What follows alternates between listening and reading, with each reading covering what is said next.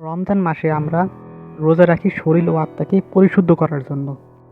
কিন্তু একটা জিনিস আসে যা মানুষকে ভিতর থেকে অসুস্থ করে, তা হলো সুদ। আমি একজন চিকিৎসক হিসাবে বলছি, সুদ শুধু অর্থনৈতিক সমস্যা না, এটা একটি মানসিক রোগের ট্রিগার। যে মানুষ সুদ দেয় সে প্রতিদিন ঘুম থেকে ওঠে আর ভাবে, আজ টাকা কিভাবে দেব। রাতে ঘুমাতে যায় কিন্তু কিস্তি বাকি আছে।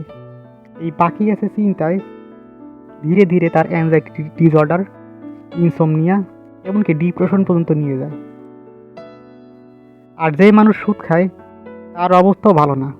সে সারাক্ষণ টাকার হিসাব করে, 1 টাকা কমে গেলে তার মেজাজ খারাপ হয়। মানুষের দুঃখে তার মন নরম হয় না, কারণ তার মাথায় শুধু লাভের হিসাব। কোরআনে আল্লাহ বলেছেন, আল্লাহ সুদকে ধ্বংস করেন এবং দানকে বৃদ্ধি করেন। সূরা আল বাকারা আয়াত নং 276।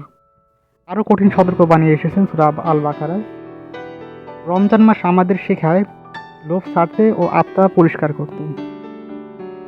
আপনি যদি সুদের চক্রে থাকেন তবে আজই সিদ্ধান্ত নিন, মানসিক শান্তির জন্য, পরিবারের জন্য, আখিরাতের জন্য। টাকা বাড়তে পারে সুদে, কিন্তু শান্তি কোনোদিন বাড়বে না।